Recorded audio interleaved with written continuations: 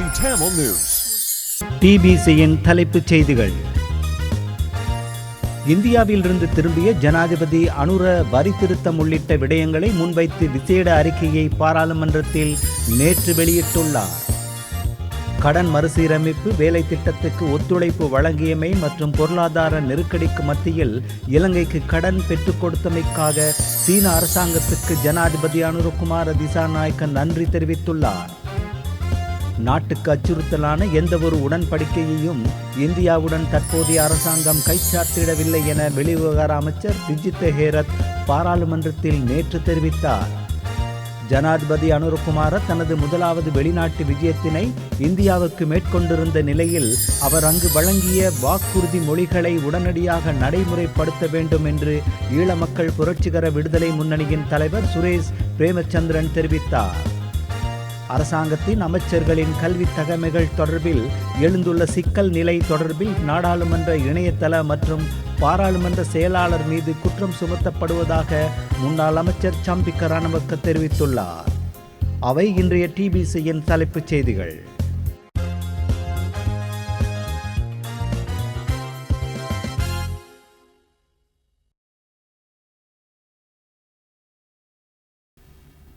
வணக்கம். நீங்கள் இணைந்திருப்பது டிபிசியின் காலை தமிழ் செய்திகளுடன். இனி விரிவான செய்திகளை பார்ப்போம். 2028ஆம் ஆண்டின் நாட்டின் அந்நிய செலவாணியை 15.1 பில்லியன் அமெரிக்க டாலராக அதிகரிக்க நடவடிக்கை எடுப்பதாக ஜனாதிபதி அனுரகுமார திசாநாயக்க பாராளுமன்றத்தில் நேற்று தெரிவித்தார். பாராளுமன்றில் விசேட உரை நிகழ்த்துகையில் ஜனாதிபதி இதனை குறிப்பிட்டார். பொது தேர்தலின் பின்னர் சர்வதேச நாணய நிதியத்துடன் 3வது மீளாய்வை ஆரம்பித்ததாகவும் அதில் 2வது மீளாய்வில் இணங்கிய விடயங்களில் பல திருத்தங்களை மேற்கொண்டுள்ளதாகவும் ஜனாதிபதி தெரிவித்தார். உழைக்கும் போது அறவிடப்படும் வரி 1 லட்சம் என்ற வரையறை 3ஆம் மீளாய்வின் போது 1.5 லட்சம் என அதிகரிக்கப்பட்டுள்ளது. இதன் பிரகாரம் 1.5 லட்சம் மாதாந்தம் சம்பளம் பெறுவோருக்கு 100% வரி விலக்கு வழங்கப்பட்டுள்ளதாக ஜனாதிபதி குறிப்பிட்டார். 2 லட்சம் சம்பளம் பெற்றுக்கொள்ளும் ஒருவருக்கு 71% வரி விலக்கு வழங்கப்பட்டுள்ளது. அத்துடன் 2.5 லட்சம் சம்பளம் பெற்றுக்கொள்ளும் ஒருவருக்கு 61% வரி விலக்கு வழங்கப்பட்டுள்ளதோடு 3 லட்சம் சம்பளம் பெறும் ஒருவருக்கு 47% வரி விலக்கு வழங்கப்பட்டுள்ளது. 3.5 லட்சம் சம்பளம் பெற்றுக்கொள்ளும் ஒருவருக்கு 25.5% வரி விலக்கு வழங்கப்பட்டுள்ளதாகவும் ஜனாதிபதி குறிப்பிட்டார். இதற்கிணங்க அதிக வருமானம் பெறும் ஒருவருக்கு குறைந்த நிவாரணமும் குறைந்த சம்பளத்தை பெறும் ஒருவருக்கு அதிக நிவாரணமும் கிடைக்கும் வகையில் உழைக்கும் போது அறவிடும் வரியில் திருத்தம் மேற்கொள்ள இணங்கியுள்ளதாக ஜனாதிபதி கூறினார். அத்துடன் தனிநபர் வருமான வரி முதலாம் கட்டம் 5 லட்சத்திலிருந்து 10 லட்சமாக அதிகரிக்கப்பட்டுள்ளது. இதேவேளை உரிய திட்டத்தின் பிரகாரம் தனியார் வாகன இறக்குமதிக்கு அடுத்த வருடம் பிப்ரவரி மாதம் 1ஆம் திகதியிலிருந்து அனுமதி வழங்குவதாகவும் ஜனாதிபதி தெரிவித்தார். தாமதமின்றி உர மானியத்தை வழங்குவதற்கான கலந்துரையாடலை ஆரம்பித்து விரைவில் நடவடிக்கை எடுப்பதாகவும் ஜனாதிபதி கூறினார். கடன் மறுசீரமைப்பு வேலை திட்டத்துக்கு ஒத்துழைப்பு வழங்கியமை மற்றும் பொருளாதார நெருக்கடிக்கு மத்தியில் இலங்கைக்கு கடன் பெற்றுக் கொடுத்தமைக்காக சீன அரசாங்கத்துக்கு ஜனாதிபதி அனுரகுமார திசாநாயக்க நன்றி தெரிவித்தார். ஜனாதிபதி அனுரகுமார திசாநாயக்க மற்றும் சீன மக்கள் குடியரசின் அரசியல் ஆலோசனை சம்மேளன தேசிய குழுவின் உபத்தலைவர் கின் போயோங் ஆகியோருக்கிடையில் பாராளுமன்ற கட்டிட தொகுதியில் சந்திப்பொன்று நடைபெற்றது. சீனாவுக்கும் இலங்கைக்கும் இடையில் காணப்படும் நீண்டகால உறவுகளை மேலும் வலுப்படுத்தி புதிய அரசாங்கத்துடன் தொடர்ந்தும் செயற்பட எதிர்பார்த்திருப்பதாக கின் போயோங் இதன் போது தெரிவித்தார். இதன்போல் நாட்டின் அனர்த்த நிலைமைகளின் போது உதவிகளை வழங்கியமை மற்றும் பாடசாலை மாணவர்களுக்கு சீருடைகளை வழங்கியமைக்காக நன்றி கூறிய ஜனாதிபதி சீன அரசாங்கத்தின் ஒத்துழைப்பை தொடர்ந்தும் எதிர்பார்ப்பதாகவும் கூறினார். இடைநடுவில் நிறுத்தப்பட்டிருக்கும் மத்திய அதிவேக வீதியில் சீனாவிற்கு பொறுப்பான பகுதிகளை நிறைவு செய்ய வேண்டுமென வலியுறுத்திய ஜனாதிபதி கொழும்பு துறைமுக நகரம் மற்றும் அம்பாந்தோட்டை மாவட்டத்தை மையப்படுத்தி விநியோக மத்தியஸ்தானம் மற்றும் நிறுவன வேலை திட்டங்களை விரைவாக ஆரம்பிக்க எதிர்பார்ப்பதாகவும் தெரிவித்தார். குறித்த வேலை திட்டங்களை ஆரம்பிக்கவும் பல்வேறு காரணங்களுக்காக இடைநடுவில் நிறுத்தப்பட்டிருக்கும் சமுத்திர ஆய்வு பணிகளை மீள ஆரம்பிக்க எதிர்பார்ப்பதாகவும் உபத்தலைவர் இதன் போது கூறினார். அத்தோடு அம்பாந்தோட்டை முதலீட்டு வலயத்தை அண்மித்து சீன நிறுவனங்களை அமைத்து உலக அளவில் இலங்கைக்கு மிக சிறந்ததொரு பிரவேசத்தை ஏற்படுத்தி கொடுக்க எதிர்பார்ப்பதுடன் எதிர்வரும் காலங்களில் சீனாவுக்கான விஜயம் ஒன்றை மேற்கொள்ளவிருக்கும் ஜனாதிபதியை வரவேற்பதற்கான சகல ஏற்பாடுகளும் பூர்த்தி செய்யப்பட்டுள்ளதாகவும் அவர் தெரிவித்தார். வெளிநாட்டு அலுவலர்கள், வெளிநாட்டு வேலைவாய்ப்பு மற்றும் சுற்றுலாத்துறை அமைச்சர் விஜித் ஹேரத், பிரதி சபாநாயகர் வைத்தியர் ரிஸ்வி சாலி, சீன மக்கள் குடியரசின் அரசியல் ஆலோசனை குழுவின் உறுப்பினர் மா யூசியாங் ஆகியோர் இதன் போது கலந்து கொண்டனர்.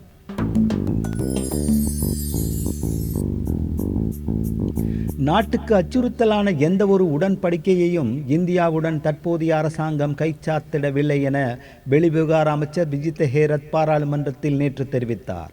எட்கா உடன்படிக்கை தொடர்பில் தேசிய மக்கள் சக்தி எதிர்க்கட்சியாக இருந்து தெரிவித்த கருத்துக்களை தற்போது மீளப்பெற தயாரா என ஐக்கிய மக்கள் சக்தி பாராளுமன்ற உறுப்பினர் நளின் பண்டார கேள்வி எழுப்பினார்.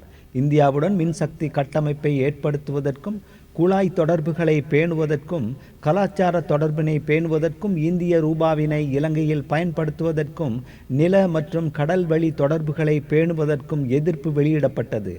இந்தியாவுடன் அரசியல் மற்றும் பொருளாதார ரீதியில் பிணைப்புகளை ஏற்படுத்தி கொண்டால் ஏனைய நாடுகளுடன் கொடுக்கல் வாங்கலில் ஈடுபடுவது சிக்கலை ஏற்படுத்தும் என எதிர்க்கட்சியாக இருக்கும்போது தேசிய மக்கள் சக்தி கூறியது. எனினும் தற்போது இந்தியாவுக்கு விஜயம் செய்த ஜனாதிபதி அனுரகுமார் திசாநாயக்க ரணில் விக்ரமசிங்க இணக்கம் தெரிவித்த எட்கா உடன்படிக்கையை கைச்சாத்திட்டார். இந்நிலையில் இந்தியா தொடர்பிலும் எட்கா தொடர்பிலும் முன்னதாக தெரிவித்த கருத்தை தேசிய மக்கள் சக்தி தற்போது மீளப்பெறுமா என ஐக்கிய மக்கள் சக்தி பாராளுமன்ற உறுப்பினர் நளின் பண்டார கேள்வி எழுப்பினார். இதே நேரம் இதன் போது கருத்துரைத்த வெளிவிவகார அமைச்சர் விஜித் ஹேரத் உள்நாட்டில் மின்சக்தி உற்பத்தி செய்வதாகவும் மேலதிக மின்சக்தியை பிம்ஸ்டெக் அமைப்பின் பொருளாதார ஒத்துழைப்புடன் பிற நாடுகளுக்கு ஏற்றுமதி செய்வதாகவும் நாம் முன்னதாக கூறியிருந்தோம். இதனூடாக இலங்கைக்கு அந்நிய செலவாணியை ஈட்டுவதற்காக நாம் எதிர்பார்த்துள்ளோம். அதனை விடுத்து நாட்டுக்கு அச்சுறுத்தல் ஏற்படுத்தும் எந்தவொரு உடன்படிக்கையையும் இந்தியாவுடன் கைச்சாத்திடவில்லை. இந்திய பிரதமருடன் ஜனாதிபதி இணைந்து வெளியிட்ட கூட்டறிக்கையில் மின்சக்தி தொடர்பான பேச்சுவார்த்தைகள் முன்கொண்டு செல்லப்படும் என்றே குறிப்பிடப்பட்டுள்ளது. எனவே நாட்டை காட்டிக் கொடுக்கும் எந்தவொரு உடன்படிக்கையையும் கைச்சாத்திடவில்லை என வெளிவிவகார அமைச்சர் விஜித் ஹேரத் தெரிவித்தார். இதனையடுத்து உரையாற்றிய நளின் பண்டார இலங்கையின் மின் கட்டமைப்புடன் இந்திய மின் கட்டமைப்பை இணைப்பதாக கூறிய போது இலங்கையின் மின்சார விநியோகம் கட்டுப்பாட்டை இந்தியாவின் கைகளில் ஒப்படைக்கப்படும் நிலை ஏற்படும் என தேசிய மக்கள் சக்தி தெரிவித்தனர். எனவே தேசிய மக்கள் சக்தி தற்போது இந்தியா தொடர்பான கருத்தை மீளப்பெற வேண்டும் என ஐக்கிய மக்கள் சக்தியின் பாராளுமன்ற உறுப்பினர் நளின் பண்டார வலியுறுத்தியுள்ளார். ஜனாதிபதி அனுரகுமார தனது முதலாவது வெளிநாட்டு விஜயத்தை இந்தியாவுக்கு மேற்கொண்டிருந்த நிலையில் அவர் அங்கு வழங்கிய வாக்குறுதி மொழிகளை உடனடியாக நடைமுறைப்படுத்த வேண்டும் என ஈழ மக்கள் புரட்சிகர விடுதலை முன்னணியின் தலைவர் சுரேஷ் கா பிரேமச்சந்திரன் தெரிவித்தார். இலங்கை ஜனாதிபதி அனுரகுமார திசாநாயக்கவின் இந்திய விஜயத்தின் போது மேற்கொள்ளப்பட்ட இருதரப்பு பேச்சுவார்த்தைகள் மற்றும் கூட்டு பத்திரிகையாளர் மாநாடு குறித்தும் அங்கு தெரிவிக்கப்பட்ட கருத்துக்கள் தொடர்பிலும் கருத்து வெளியிடும் போதே அவர் மேற்கண்டவாறு தெரிவித்துள்ளார். இலங்கையின் புதிய ஜனாதிபதி அனுரகுமார திசாநாயக்க தனது முதலாவது உத்தியோகபூர்வ வெளிநாட்டு விஜயமாக இந்தியா சென்று வந்துள்ளார். ஜனாதிபதி அங்கம் வகிக்கும் மக்கள் விடுதலை முன்னணி என்ற கட்சி ஆரம்பத்திலிருந்து இந்திய எதிர்ப்பு வாதத்தை தனது கட்சியின் கொள்கையாக கொண்டிருந்தது. இப்பொழுது தேசிய மக்கள் சக்தி என்ற பெயரில் ஆட்சி அமைத்திருக்கக்கூடிய அனுர அரசாங்கமானது தனது முதலாவது உத்தியோகபூர்வ விஜயத்தை இந்தியாவிற்கு மேற்கொள்ளக்கூடிய அளவிற்கு பூகோள பிராந்திய அரசியல் சூழல் உருவாகியுள்ளது. 1987 ஆண்டு இந்திய இலங்கை ஒப்பந்தம் ஏற்படுத்தப்பட்ட பொழுது அதில் 2 சரத்துக்கள் உள்ளடக்கப்பட்டிருந்தது. அதில் ஒன்று ஈழத்தமிழ் மக்களின் பிரச்சினைக்கான தீர்வு தொடர்பானது. இரண்டாவது, இந்தியாவின் பாதுகாப்பிற்கு குந்தகமான எந்தவொரு புற சக்திகளினதும் இடமாக இலங்கை இருக்கக்கூடாது என்பது. அந்த வகையில் இப்போது நடைபெற்ற பேச்சுவார்த்தைகளிலும் இந்த 2 விடயங்களும் மீண்டும் உறுதிப்பட பேசப்பட்டிருக்கிறது. இந்தியாவினது பாதுகாப்பு என்பது இலங்கையின் பாதுகாப்புடன் இணைந்தது என்பதை இந்திய பிரதமர் இலங்கை ஜனாதிபதிக்கு தெளிவுபடுத்தியிருக்கிறார். அதனை ஏற்றுக்கொண்ட இலங்கை ஜனாதிபதி அவர்கள் இந்தியாவின் பாதுகாப்பிற்கு குந்தகமான எந்தவொரு விடயமும் இலங்கை மண்ணில் அனுமதிக்க மாட்டோம் என்பதை தெளிவுபட கூறியிருக்கிறார். அதேபோன்று இந்திய பிரதமர் சிங்கள தமிழ் மக்களின் மத்தியில் நல்லுறவை பலப்படுத்த வேண்டும் என்றும் அதற்கு முக்கியமான இலங்கை அரசாங்கம் ஏற்கனவே ஏற்றுக்கொண்டதைப் போல் அரசியல் யாப்பை முழுமையாக நிறைவேற்றி மாகாண சபை தேர்தலை விரைவாக நடத்தும்படியும் கோரியுள்ளார்.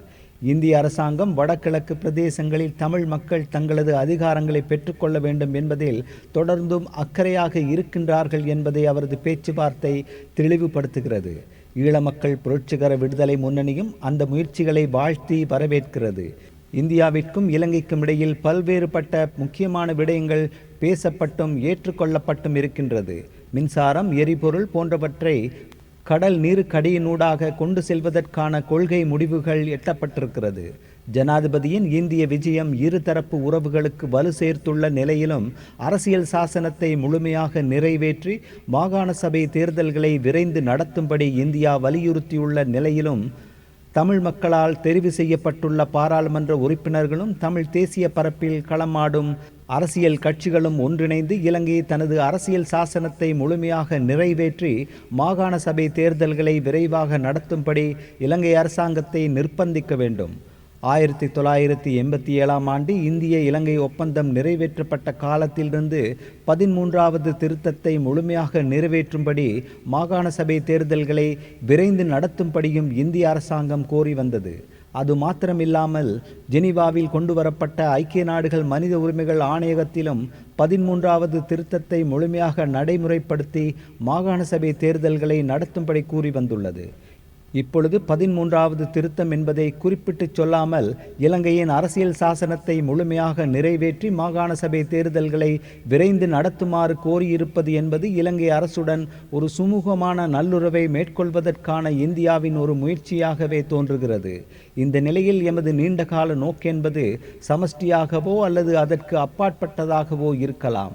ஆனால் இன்றைய சூழ்நிலையிலும் தமிழ் மக்கள் இருப்பை பாதுகாக்கவும் அவர்களின் பிரதேசங்களை பாதுகாக்கவும் இந்தியாவின் ஒத்துழைப்புடன் மாகாண சபைக்கான அதிகாரங்களை பெற்றுக்கொள்வதென்பது மிக மிக முக்கியமானது. விமல் வீரவன்ச, சரத் வீரசேகர, உதய கம்மன்பில போன்றவர்களும் தமிழ் மக்களுக்கு அதிகார பகிர்வு தேவையில்லை என்ற தோரணையில் மாகாண சபை முறைமையை இல்லாமல் செய்ய வேண்டும் என்றும் பேசுகின்றனர். ஜேவிபியும் புதிய அரசியல் சாசனம் வரும்பொழுது 13வது திருத்தம் இல்லாமல் செய்யப்படும் என்றும் கூறுகிறார்கள். அதற்கு பதிலாக தமிழ் மக்களுக்கு தீர்வு எவ்வாறு இருக்கும் என்பதை குறிப்பிடுவதற்கு அவர்கள் தயாராக இல்லை. தமிழ் மக்கள் மத்தியிலிருந்தும் இது ஒற்றையாட்சிக்கு உட்பட்டது, இதனால் பிரயோசனம் இல்லை, ஆகவே இது நிராகரிக்கப்பட வேண்டும் என்றும் சொல்லக்கூடியவர்களும் இருக்கிறார்கள். சிங்கள இனவாத சக்திகள் 13வது திருத்தத்தை நிராகரிப்பதை நாங்கள் புரிந்து கொள்ள முடியும். அவர்கள் தமிழ் மக்களுடன் அதிகாரங்களை பகிர்ந்து கொள்ள விரும்பவில்லை. தமிழ் மக்களை அடிமைகளாக நடத்தவே விரும்புகிறார்கள். ஆனால் ஆரம்பத்திலிருந்தே இந்திய இலங்கை ஒப்பந்தத்தின் ஊடாக கொண்டுவரப்பட்ட தீர்வினை நடைமுறைப்படுத்தும்படி தொடர்ந்தும் வலியுறுத்தி வருகிறது.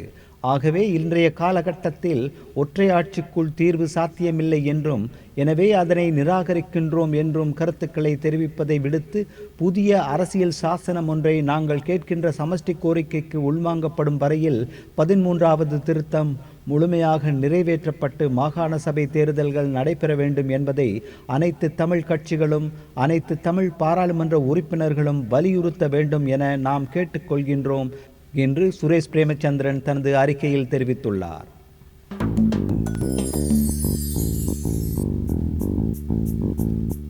முன்னாள் சுகாதார அமைச்சர் கெஹலிய ரம்புக்வெலவின் நடைமுறை மற்றும் நிலையான வைப்பு கணக்குகள் 2.5 வார காலத்திற்கு இடைநிறுத்துமாறு லஞ்ச ஊழல் விசாரணை ஆணைக்குழு உத்தரவிட்டுள்ளது.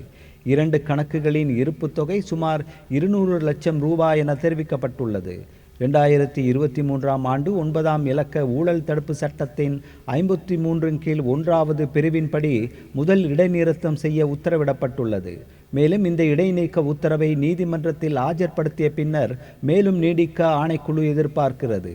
கடந்த காலங்களில் இந்த விசாரணைகள் தொடர்பில் முன்னாள் சுகாதார அமைச்சர், அவரது மனைவி மற்றும் உறவினர்களின் பலரின் சொத்துக்கள் பலவற்றை லஞ்ச ஊழல் விசாரணை ஆணைக்குழு முடக்குவதற்கு நடவடிக்கைகள் மேற்கொண்டிருந்தமை குறிப்பிடத்தக்கது.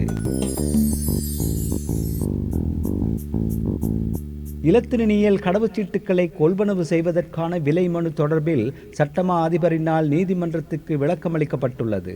5 மில்லியன் இலத்திரனியல் கடவுச்சீட்டுகளை கொள்வனவு செய்வதற்கான விலை மனு தொடர்பில் தேசிய பெருகைகள் குழு முன்வைத்துள்ள பரிந்துரைகளை அமைச்சரவையின் கவனத்துக்கு கொண்டு வருவதற்கு தீர்மானிக்கப்பட்டுள்ளது.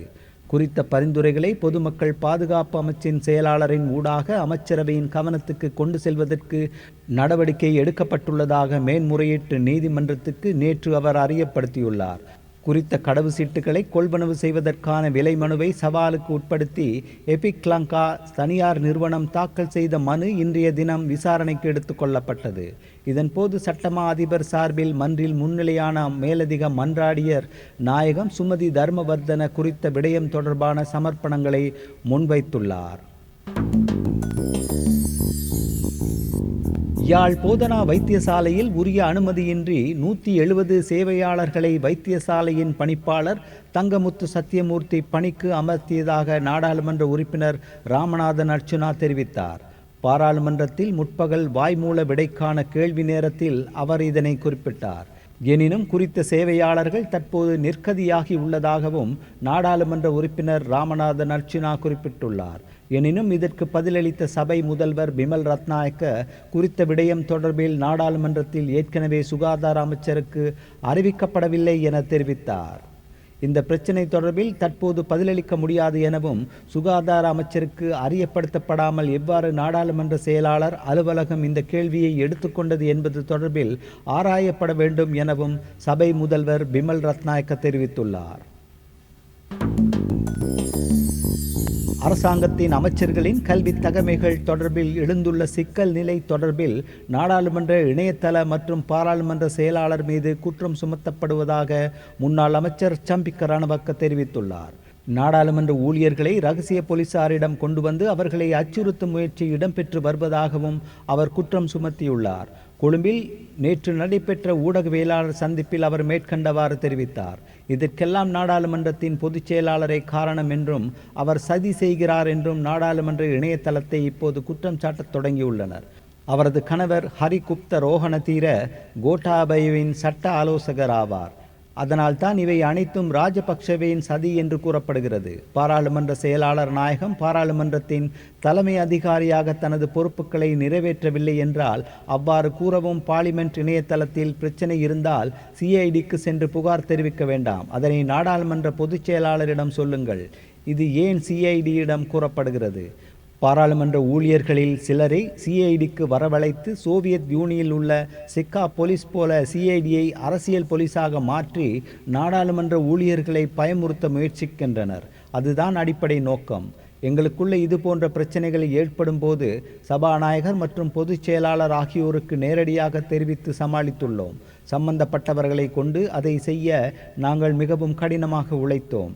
பாராளுமன்றத்தின் தகவல் தொழில்நுட்பம் உண்மையில் ஒரு பெரிய தியாகத்தை செய்துள்ளது என்றார் சம்பிக்க ரணவக்க. யாழ் போதனா வைத்தியசாலையின் பணிப்பாளர் வைத்திய நிபுணர் தானா சத்தியமூர்த்தியால் பாராளுமன்ற உறுப்பினர் ராமநாதன் அர்ச்சுனாவிடம் 100 மில்லியன் ரூபாய் இழப்பீடு கூறி யாழ் மாவட்ட நீதிமன்றத்தில் வழக்கு தாக்கல் செய்யப்பட்டுள்ளது.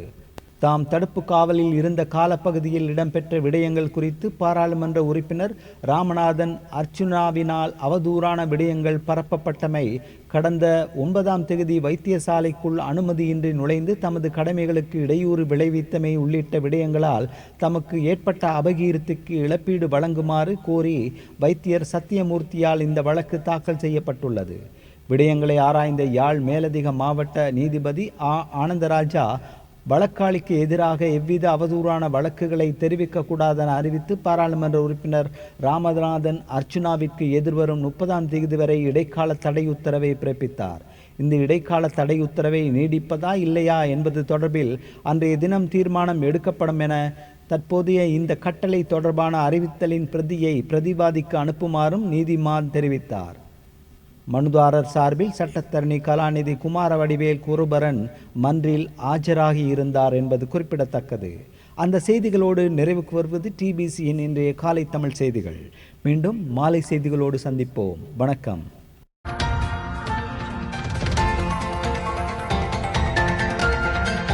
TBC Tamil News.